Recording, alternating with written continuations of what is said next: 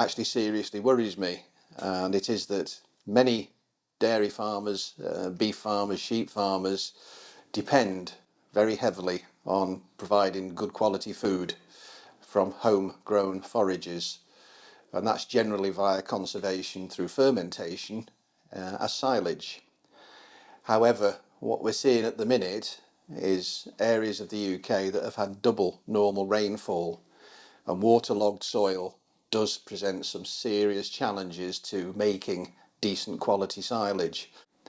If you haven't got fertiliser on and you're having trouble spreading slurry, it's going to be very, very difficult to achieve the kind of spread of either in the time period that's left without threatening the actual soil in terms of compaction and damage by trying to spread with tractors. But more importantly, the plant's ability to utilise the nitrogen is going to be limited and restricted. So what you might end up with is spreading fert. The fert is volatilizing off into the atmosphere as ammonia. The stuff that remains is not getting used properly. And what you end up with is, as the flush occurs and the grass gets to the point where it is ready for harvesting, it's rich in nitrogen and poor in carbohydrates. And that's not a good recipe for making silage. Waterlogging is a specific problem. But the transfer of nutrition from soil to plant and from plant to silage and silage to cow involves lots of different stages of biochemistry and microbiology. All of those stages are linked. When one is wrong, the knock-on effect tends to run all the way through. What happens? Clostridia will take the protein in the silage that's grown in a poor situation, the grass, and generate from it butyric acid. And part of the breakdown of the protein also risks producing what's called biogenic amines. These obviously don't occur in your silage analysis, then things that aren't measured, but they directly affect even things like the blood flow in the cows that are eating that silage.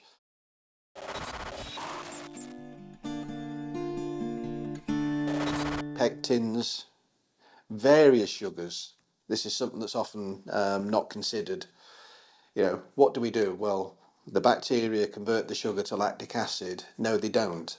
Some bacteria convert some sugars to lactic acid, and the efficiency of which they do it at is variable. So if you have a sugar-rich crop and you have what's called a high buffering capacity. Buffering capacity is, in scientific terms, the ability to withstand pH change. So, for instance, if you had maize, which is a very low buffering capacity, you might need 1 litre of lactic acid to make an area pH 4. The same area of grass silage with a high buffering capacity might need 3 litres of lactic acid. So what happens is the pH doesn't fall, or it falls very slowly, so you get a far more extensive fermentation. That more extensive fermentation can lead to high lactic acid levels, 120, 150, we've even seen 200 grams per kilo. It can be that bad, but that lactic acid is a growth media for yeasts and moulds. So once that stuff spills and is oxygenated, it has actually become a serious potential problem because it will go off very quickly. Therefore, when making silage, it is absolutely imperative that oxygen is either reduced or eliminated where possible. And as I said a couple of minutes ago, the bottom of the clamp might be 900 kilos a cubic metre, it might be 400 at the top. That top, when you open the pit, oxygen will penetrate into it far quicker. Therefore, that's one of the reasons why you as a farmer might take silage from the bottom of a pit and it's nice and cold and stable and smells nice, and you might take some from the top of the pit and it's going off, as we say. It's yeasty and mouldy and doesn't smell nice. That also means that some of the biological processes are causing potential issues in palatability and dry matter intake from forage, or we have to get more meat from forage. It's not an option. How do we do that? Well, the first thing that we have to do is get more forage from forage. And that's in two ways. One, we've got to make an acre efficient at producing the forage. Two, we've got to ensure that our silage methods retain it. Horrible statistic. 27% of the dry matter that's grown in the field never reaches the cow. That's what we call dry matter loss. You might see 27% and think, nothing of it. But it's not 27% of the silage, it's 27% of the dry matter. So your 1,000-ton silage pit at 25% dry matter only contains 250 tonnes of silage.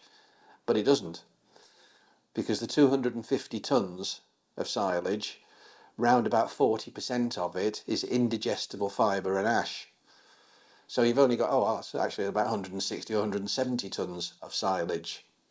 And now your 27% dry matter becomes a serious loss of potential nutrition and a serious cost to replace.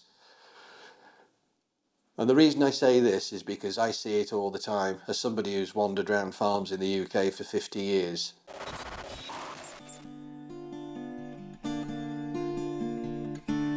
Basically what we have is silage where maybe in the past we'd have used lots of tyres and slow compaction with narrow wheel tractors. We now tend to be really banging material in extremely quickly, and we don't put particularly much weight on top. We use oxygen sheets, and they do a good job at preventing oxygen ingress until you open it. And if you do not have compaction, then the ability of oxygen to penetrate through that top layer is not impeded at all, and that is costing money, because the heat that you see isn't just heat, it is energy and dry matter venting. Don't just do histamine, and that's just one effect. You'll know yourself if you have any problems with hay fever or problems like that, and you take antihistamines. Histamine is a biogenic amine, and it isn't a case of restrict blood flow. It actually dilates vessels, so it reduces blood pressure. So in my mind, I'm not quite sure what the science might say, but what I see is when I go out, if there's any evidence of that, cows are obviously at the extremities, at the feet, and at the udder might see issues simply because the blood pressure or the normal pressure is not running as would be expected. The cadaverine and putrescine type biogenic amines, we can't smell them, but the cows can, and that will lower the potential intake, and they have problems. It's not just the silage Clostridia that are a problem. There's things like Clostridium perfringens, type A, type B. These are organisms which have health implications. There's a creeping little problem in cows, jejunal hemorrhagic disorder, where they will actually get ulceration in the GI tract, and that can spring from a combination of Clostridium perfringens, and I think there's a vitamin deficiency involved. So you can see that the silage is carrying some of these issues. Nailing down specifics is very difficult. It is, for instance, I mentioned silage analysis. Silage analysis gives us an estimate of the very basics.